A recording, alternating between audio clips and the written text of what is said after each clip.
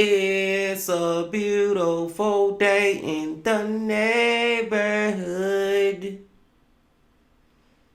Reaction Beanie Yo 283. Day in the neighborhood. My brothers and sisters, it is hump day, y'all. It is hump day. Happy Wednesday out there to y'all, man. Hope y'all doing excelente out there today. And I'm glad that y'all came on back to the channel once again to fuck with the bean. Now, we finna go to a channel that we go to maybe once or twice a month, and we finna check this video out because he just put it out yesterday. And that channel is True 911 Calls. Back to True 911 Calls, y'all. In the title of the video, Dad shoots daughter's ex-boyfriend during break-in. Now, just from reading the title, I'm not even mad at the dad. I'm not mad at him at all. And there's two main reasons. Number one, you my daughter ex-boyfriend. You know what I'm saying? So what the hell you doing over here? Why you trying to come over here any damn way? And number two, more importantly, you trying to break in the damn house. Now me, if a motherfucker trying to break in my house, I don't know about y'all, but somebody trying to break in my house, I'm thinking that you trying to break in my house to cause harm. You trying to do some evil shit. You trying to put me in danger. It ain't like you trying to break in my house to fucking come give me some money, bring me some money or some shit. You know what I'm saying? So I can't be mad at the dad, but we ain't got the full context of the story. We don't know the full story, so we gotta hear all that. So I ain't gonna pass judgment just yet. I digress. We finna see. But before we see, my brothers and sisters, y'all know what y'all got to do. Get whatever you might need. Get what you need. We back to True 911 Calls, y'all. Y'all got what y'all need. Y'all ready to go? Then let's fucking go. James, she doesn't want to talk to you.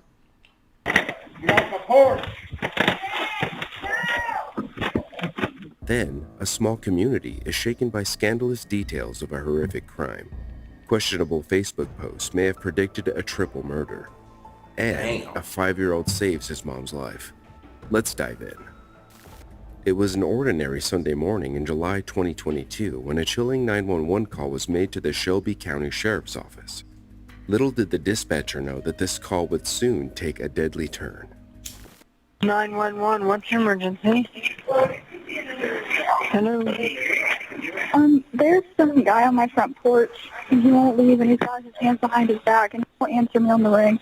Okay. But he left me a voicemail on my phone last night. Where are you at? What's your address? Where? John, you said... He's trying to lock. I'm sorry. He's trying the door. Dad. No, don't answer the dad. Get off my porch. Dad, no! Oh, my God. Can you please hurry? Okay. Do you know who he is? Hello? Ma'am? Wait, we have guns. 43. He's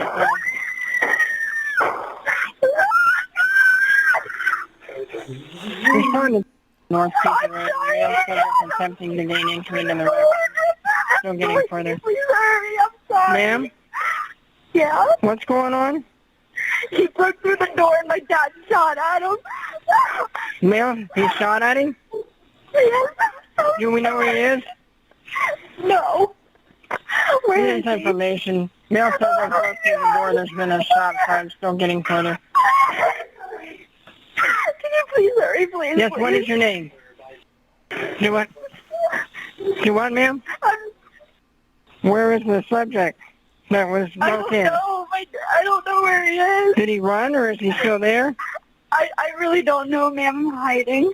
Okay, where is your dad? He's at the front door holding it shut. Do what? He shot at the... Did he hit him? No. He's laying there. He's laying on the ground. He is shot? He has been shot? Yeah. Do what? Ma'am, Ma'am, I need you to calm down enough to tell me, has he been shot? I think so. I don't want to look. Please don't make me look. Has he been... It's okay. I can talk. It's fine. Okay. I need to know if he's been shot or not. I believe so, yes. I'm sorry. Do we know who he is? Yes, please. I'm sorry. Yes, I know who he is. No, Daddy, Who is come it? back. No! No! No! Do we know who it is? Yes. Yeah, he is an ex-boyfriend of mine. It's an ex-boyfriend? Yes.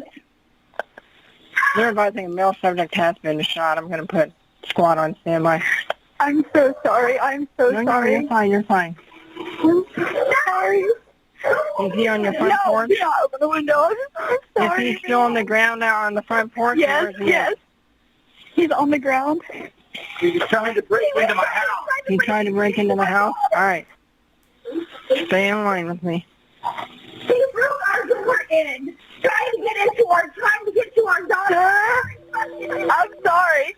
For Fort Lee Rescue, go on standby at this time. Fort Lee Rescue, I'm go on sorry. standby at this time. Reference I'm sorry. He broke in our door and there's glass everywhere. He threw rocks. Yes, yes, send units that way.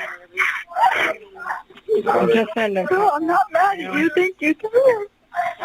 No, I'm okay. Thank you for saving me. It's going to be an ex-boyfriend. Okay.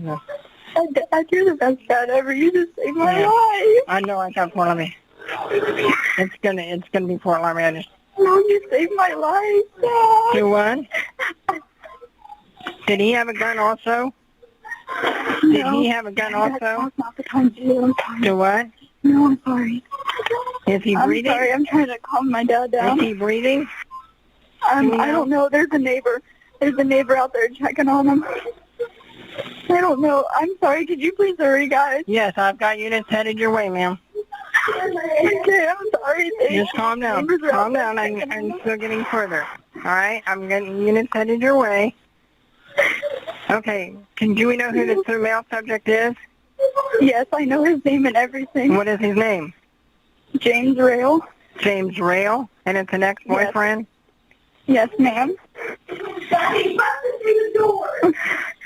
43. Is he still on the front porch? He's in the driveway, actually, in front of our car. Male suspect is down on the ground on their driveway. And there are two neighbors outside of my yard checking on him. So, Affirmative. Dad, you just saved my life. You really don't even know. You really did. You're clear. Dad, at that rate, there's nothing you could have done. You saved my life. They're right here in the yard. They're with him. It's okay. I don't know. They're on their way. The man at the door What a fucking doozy that just was, man. Oh my God, that was crazy to listen to. I still stand by what I said though, y'all. I'm not mad at the dad. Bruh, he broke in the house. I don't care if he had a gun or not, cause in that moment, I'm not even checking to see if you got no gun. I'm finna just stop you before you stop me or my daughter or my wife in this bitch. You know what I'm saying? What he supposed to been try to take him down without using deadly force? Fuck that. You broke in my house. I fuck that. I'm not mad at the dad, man. I'm not mad at the dad. Matter of fact, W's to dad. W to that dad. was identified as 22-year-old James Douglas Rail. According to the caller, Rail was her ex-boyfriend. He had arrived unannounced and began violently beating on the door, demanding entry. The woman, Allison Duckrow, had received this voicemail the day before. It's James. I just wanted to see how you're doing and maybe hear from you. It's been a while since I've talked to you. Please give me a call back. Thank you. The encounter was captured on the homeowner's Ring doorbell camera. As Rail continued his attempts to break in, The homeowner who was inside the house issued a clear warning to Rail, telling him to leave the property and notifying him that he was armed with a gun. Despite the warning, Rail persisted. He shouldered the door repeatedly with force, eventually breaking the door open and gaining entry into the residence. It was at this point that the situation escalated to a tragic outcome. Once Rail entered, the homeowner fired 3 shots, all of which struck Rail. In the aftermath of the shooting, Rail staggered from the porch to the front of the garage, where he ultimately fell to the ground.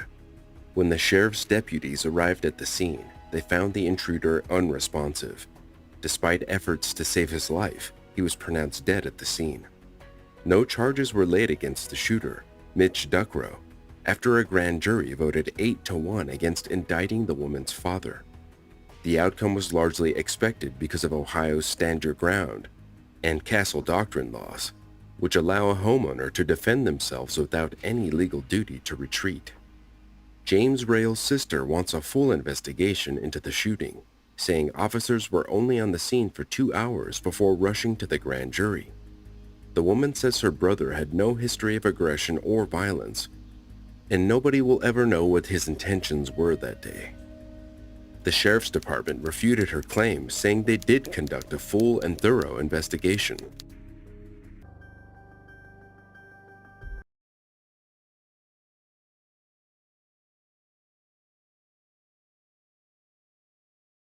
Call right that we don't know, because he I'm assuming he didn't have no gun on him, because they ain't mentioned that he had a gun on him, you know what I'm saying? But we don't know if his intention was, once he broke in that house, was to just run up to Haley, I think her name was, or whatever the daughter name, be like, baby, I just miss you and I just want to be with you, you know what I'm saying? It could have been on some crazy innocent type shit like that, but you can't break in nobody's damn house and expect them not to kill your ass. Not in 2023. That's just me. That's just me. Especially like, no. I can't get mad at it, man. It's just a fucked up situation. Let's go to the next call, y'all.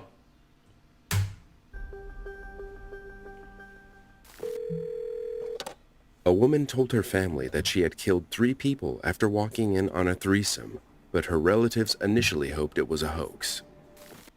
Gaffney County 911-567, what's the address of your emergency? Alexis Lucia Road? Alexis Lucia Road. Alexis Lucia Road, what roads that run there? What's it run off of?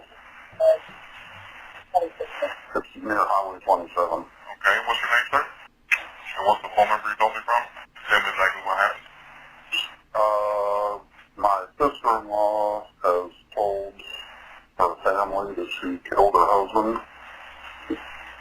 She caught him sleeping with another woman, and she cleaned up the bullet casings and took care of the bodies. Now her sister is moderately crazy, so we don't know. But I have keys to the house, and if a deputy or officer wants to meet me at my house, I can give them the keys and let them in the house. What's her name? Have you talked to anybody else? And have you made contact with him or anything? No, Have you tried calling him at all? No. Are you on the way there now? No, I'm at my house, so. Supposed to be their address? Yes, that's their address. What's his name? Do you know his birthday by any chance? Real birthday? Yeah, no, we don't know what it is. Is she supposed to be there? Did she go back home, or? No. Also, there, you want to have one contact you as well? Yeah, I got keys to the house, so if they want to come by here, and I can do that. Yeah, well, she said one of them maybe in the backyard, the woman. Who's in the backyard? Say that again? What did you say about the backyard? She said she put the woman's body in a wheelbarrow and wheeled her out into the backyard to a burn pile. Hold on one second. And this wouldn't be the first time that she's just completely made up stuff before, but... Okay. Alright, hold on one second for me. Alright. Okay. Alright, we'll send some officers out to the address to check, and I'm gonna put your name and number, and then we'll have one of them contact you as well. Okay. Okay? I can go up to the corner store up there at the corner of 27 and Alexis Lucia, and if they need the keys to go into the house. I can give them to them there. Okay. All right. We'll get them on the way there, and we'll have one contact you by phone as well. If you see a blocker number pop up, just go ahead and answer that. All right. Okay. All right. On February 29th, 2016, when Gaston County Police arrived at Crystal and Giovanni Gambino's home, they found the naked bodies of two men, Gio Gambino and 39-year-old Jeffrey Glenn Gilliland, both shot to death in the bedroom. Outside, officers discovered the body of 33-year-old Stephanie Lynn Sanchez, also naked and deceased. Neighbors later admitted to hearing gunfire, but no one had realized the sinister nature of the sounds. Crystal and Gio Gambino's marriage was far from perfect. In the past, the couple had multiple separations, and Crystal had filed for bankruptcy in 2009. She had taken out a restraining order against Gio and filed for divorce, though the divorce was later dismissed. Their relationship was fraught with tension and secrets, ultimately culminating in the events that day. That's all I'm to say, bro. They relationship was building up to the point where that lady was just like, oh hell no. She caught them motherfuckers in there, and was they house, wasn't it? Caught them motherfuckers in there, and not only is just you cheating on you, she caught their ass in a threesome. You know what I'm saying? Like, it ain't just it's two people. She catching three of y'all. Yeah, I mean, I can't say that she right for doing what she doing though. I can't say she right for that, and she more than likely should be charged for murder for this shit. For real. Cause if your husband let them in there doing that shit, then he let them in there. All you can do is just get your stuff and leave or kick them out. But killing them that's not right. That's murder. This is a murder case, and she guilty. Meanwhile, the other two victims, Jeffrey and Stephanie, were in a relationship. They had been living in a $55 per night motel, the Greenleaf Inn on Monroe Road in Charlotte, prior to coming to the Gambino home. Through computer and phone records, it was revealed that Gio Gambino had connected with the couple online. He had allegedly invited them to his home for a threesome, offering drugs as payment. On the morning of the murders, Gio drove his daughter to school before picking up the pair for the illicit rendezvous. As the cocaine-fueled encounter unfolded, Crystal returned home to find the trio in bed together. In a fit of rage, she grabbed a revolver and a box of bullets, firing 15 rounds and reloading twice in the process. All three victims were struck multiple times, resulting in their deaths. The aftermath was chaotic. Crystal attempted to clean up the evidence by putting blood-stained bedding in the washing machine and dragging the mattress outside. Bullet casings were collected, and Stephanie's body was moved to a bonfire spot using a wheelbarrow. It appeared that Crystal may have intended to burn the body. The shooter then picked her daughter up from school and dropped them off at a relative's house, where she confessed to the killings, leading to the 911 call made by her brother-in-law. Crystal then attempted to flee but was subsequently arrested in the neighboring town and charged with 3 counts of first-degree murder.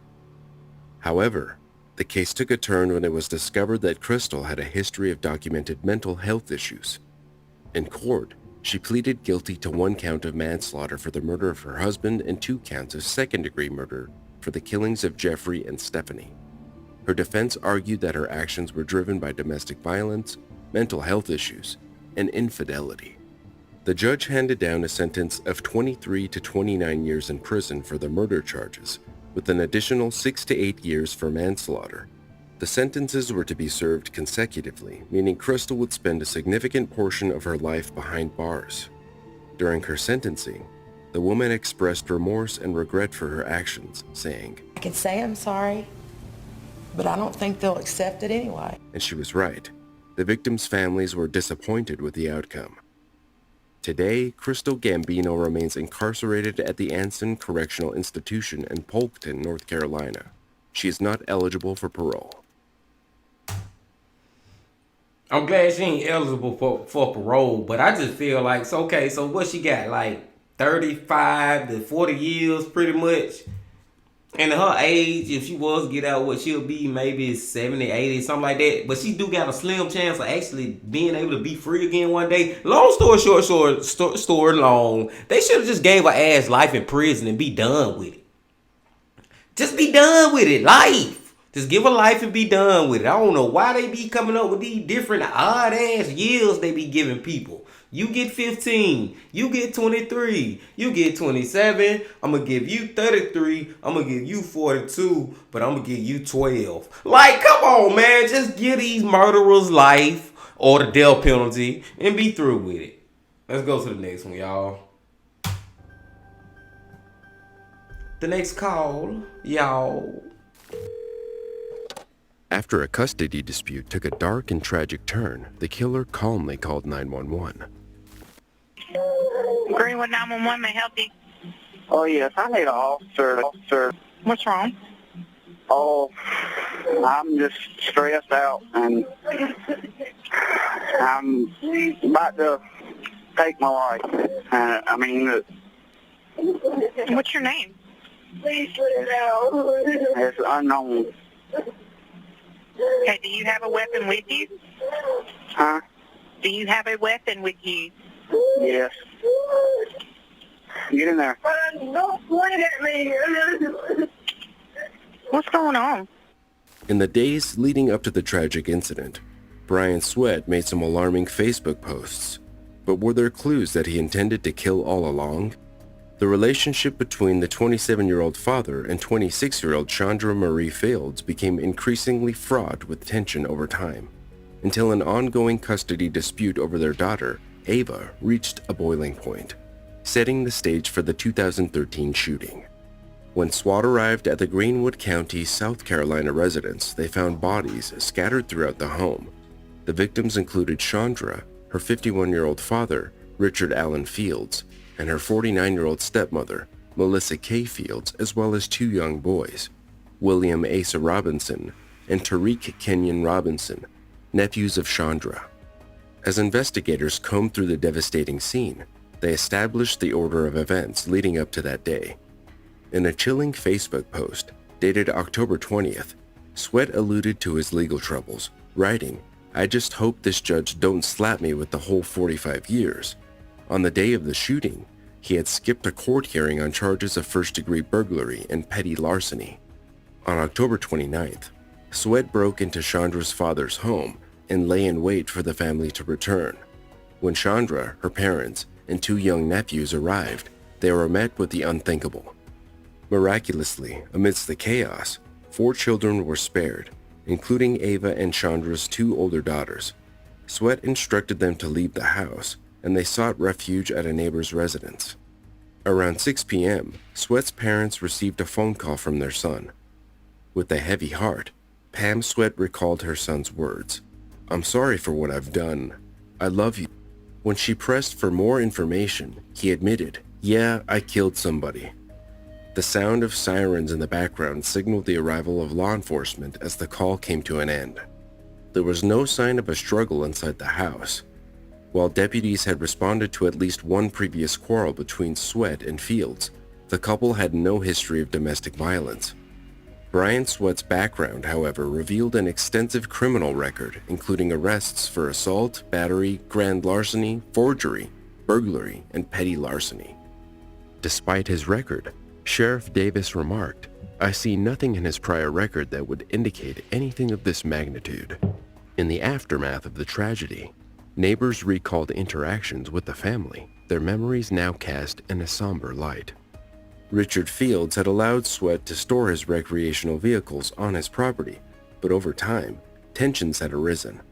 Late-night disturbances and racing four-wheelers had marred the quietude of the rural landscape. Richard Fields had expressed his growing frustration and had asked Sweat to stop coming around. Neighbors spoke of Richard as a quiet, friendly man with a love for the outdoors, and they were left reeling by the sudden and tragic turn of events. The questions of what led Brian Sweat down this dark path and what could have been done to prevent such a devastating outcome remain unanswered. That one right there was just like, it could have been prevented, man. Like if somebody just pay attention to the patterns of certain, you know what I'm saying? There's a lot of warning signs, especially how he was talking on Facebook. If y'all just go back and look at them Facebook posts, you'd be like, this motherfucker crazy. And it was just somebody in his family, somebody out there would have just took them posts and been like, Maybe we need to try to talk to him and see if we really need to get him help, this and that and that and that and that. Crazy, man. Crazy. Especially him calling. Let's go to the last one.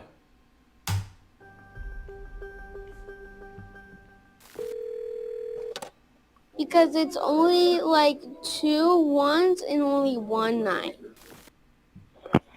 911, what is the address of the emergency? Mommy, I called 911. Hello? What? Hello? Hi. Well, my mom shakes. It's me, Elijah, and I'm a kid. My dad's not here, so can't answer it. And Mom can't answer it because she shakes. You said she's shaking? Yeah. Is she able to wake up at all? Well, she's not. She's on the couch. She's sleeping, and she's not waking up. She's not waking up. 911. I called them because Mommy's. Okay, where is she bleeding from? What? Where is she bleeding from, Elijah? She's not bleeding. She's like, she just say that when she doesn't take her medicine, she shakes. She doesn't. Okay, is there anybody else there with you? Are there any grown-ups with you? Well, it's only Mommy and not my dad. It's only Mommy? Work. Okay, and is your mommy still shaking? What? How old are you, Elijah? 5, and I had a loose tooth, and I have a 6-year-old tooth growing in. And I had 4 loose teeth, and now I got 5. Okay. This is amazing to hear. Because do you hear the innocent in this child, bro?